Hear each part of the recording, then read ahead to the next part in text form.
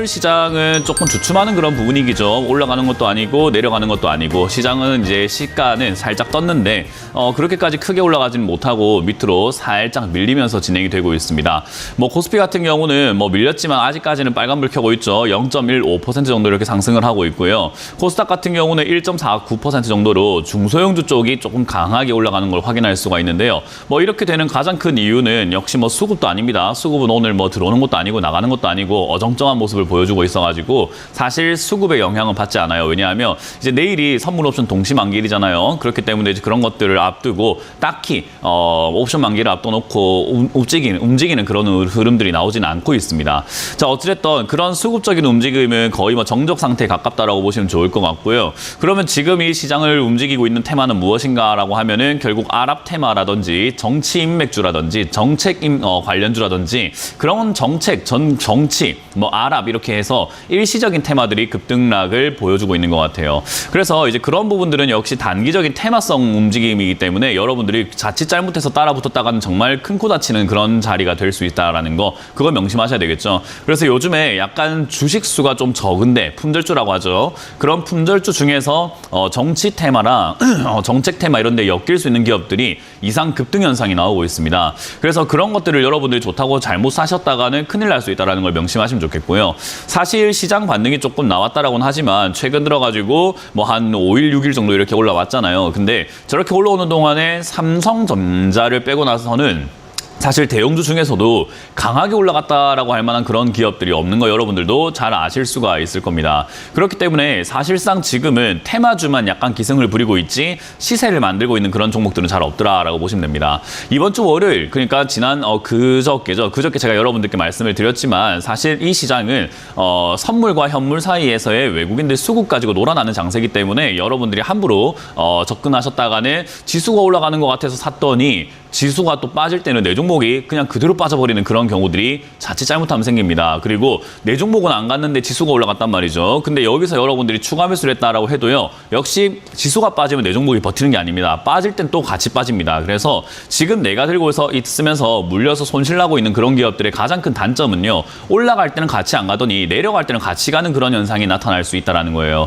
그래서 지금 증시는 내일 있을 뭐 CPI 발표부터 해가지고 미국의 어떤 움직임들 그리고 명절이 있기 전까지는 약간 숨 죽이면서 살짝 쉬어간다라는 느낌으로 시장이 가고 있는데 우리는 그 안에 있는 약간의 변동성, 살짝의 반등, 살짝의 하락이 너무 일희일비하고 있는 것은 아닌지 여러분들이 생각을 해볼 필요가 있을 것 같아요.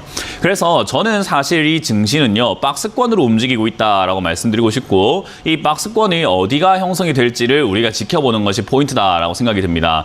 자, 일단은 저점으로 본다면요. 차트로 바로 넘어가 보게 되면은 2150포인트가 지금은 저점 자리로 만들어지고 있잖아요. 근데 위쪽으로는 2500포인트가 박스권의 상단부가 될 수 있을 것 같습니다. 그러면 우리가 여기서 좀 예의주시해봐야 되는 것은요. 지금 올라오고 있는 이 반등이 2500까지 간다면 박스권으로 지지가 돼서 움직일 가능성이 높은 거고요. 만약에 여기서 뭐 중간에 어정쩡한 자리에서 꺾여서 내려가게 된다면은 하락세가 되기 때문에 사실 지금 만들어졌던 2150포인트도 저점이 아닐 수 있다. 그렇기 때문에 박스권은 좀 더 아래쪽에서 만들어질 수 있다는 것도 염두에 둬야 된다는 겁니다. 만약에 박스권이 저 아래쪽에서 만들어진다면 저는 2000포인트를 살짝 무너뜨리면서 내려가서 1900포인트 언저리부터 해서 올라오면 2300포인트 언저리를 이렇게 박스권으로 만들 가능성이 있다라고 봐요. 그래서 만약에 저점이 무너진다면 박스권 자체가 내려가는 거다라고 생각을 하시면 좋을 것 같아요. 또다시 뭐 하락세가 또 주구장창 나오는 게 아니라 이 하락은 결국 박스권을 만들러 가는 하락이기 때문에 무서워하시거나 겁에 질리시거나 할 필요까지는 전혀 없다라고 보시면 돼요. 그래서 이 박스권 장세가 만들어진다고 했을 때 우리가 제일 기억을 잘해야 되는 것은요.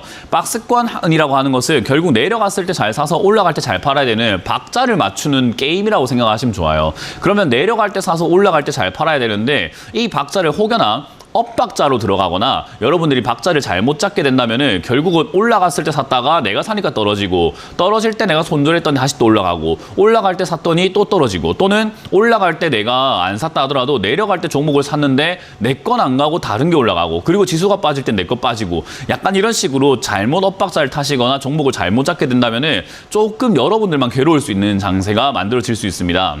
그래서 이런 박스권의 장세에서요, 우리가 가장 조심해야 되는 게 뭐냐면 서두르는 겁니다. 박스권이 만들어진다고 했을 때는요, 결국은 이쪽이 박스권이 만들어지든지 2000에서 2500까지가 박스권이 만들어지든지, 또는 제가 말씀드린 것처럼 저점 깨고 내려가서 뭐 1900부터 2300까지 만들어지든지, 박스권이 어디서 만들어지는지는 별로 상관이 없습니다. 중요한 건 그 어디서 만들어지는지를 보고 해야 된다라는 거죠. 사람들은 올라가길 바라는 그런 마음에, 그리고 이제는 좀 징하다, 이제 너무 하락 오랫동안 끌어왔으니까 이제는 하락 그만할 때 됐다라고 자기가 그 기준을 정하는 거예요. 뭐가 하락을 끝낼 때가 됐는지를 모르는 거죠. 우리 왜 부모님한테 혼날 때 또는 뭐 남자친구나 여자친구나 남편이나 아내한테 뭔가 이렇게 꾸중을 듣거나 잔소리를 들을 때 그런 말을 하면 어떨까요? 야, 고마해라, 이제 그만할 때 됐다 아이가 라고 하면 어때요? 하는 사람 입장에서는, 잔소리 하는 사람 입장에서는 이게 왜 이러지? 내가 지금 아직 할 말이 더 남았는데 쥐가 왜 그만하라고 하지? 이런 느낌을 받게 되잖아요. 그러니까 기분이 좀 언짢다 이거예요. 그만하는 거는 하는 사람이 마음이죠. 그러니까 지수가 빠지는 거는 이 빠져 내려가는 그 시장의 흐름에 맡겨야 되는 거지, 내가 지쳤다고, 내가 괴롭다고 이제 그만해라 하는 것은요, 그냥 마음은 그럴 수 있으나 얘는 그만할 생각이 아직은 없어 보인다라는 거예요.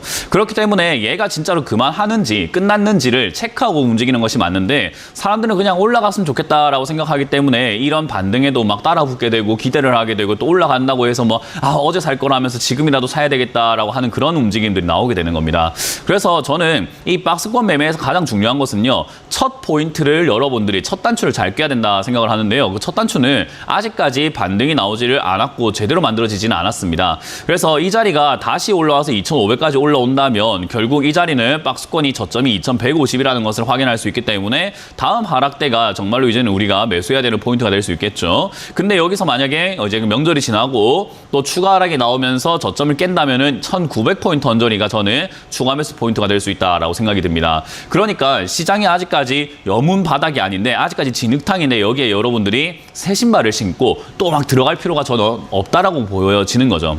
그래서 여러분들이 서둘지 않고 지금은 조금 과감한 것이 아니라 좀 차분한 상태로 기다리는 게 맞고요. 어떤 분들은 그래요. 2년 동안 기다리라고 했는데 또 기다려라고 한다라고 하시는 분들이 있는데, 2년 동안 기다렸는데 이거 못 기다려서 그렇게 이야기를 하면 안 되는 거죠. 그러니까 못 참는 그런 이야기를 하면 안 돼요. 그래서 우리는 지금 이때까지 기다렸던 것을요, 망치지 않기 위해서 유종의 미를 거둬야 됩니다. 마지막까지 좀 더 차분하게 지켜보고 들어가야 된다는 거죠. 그래서 여러분들이 기다려왔지만 저는 좀 더 기다려야 된다라고 말씀을 드리는 거고요. 그 포인트를 제대로 잡기 위해서 뭐 최저점이 아닐지라도 최저점에 가깝게는 잡아야 될 거 아닙니까? 그러니까 좀 더 차분하게 기다릴 필요가 있다고 봅니다. 항상 우리가 주가를 보면요, 이렇게 내려가고 난 다음에 여기서 횡보하고 깔끔하게 올라가는 경우보다는 한 번 더 뺐다 올라가는 경우들이 증시 그리고 주식 시장에서는 종목별로 보더라도 그런 종목들이 꽤나 많습니다. 그래서 아직까지 안심하긴 이르다라는 것을 명심하시면 좋겠고요. 특히나 최근에 뉴스를 보시게 되면 뭐 CPI 지수가 둔화가 된다, 뭐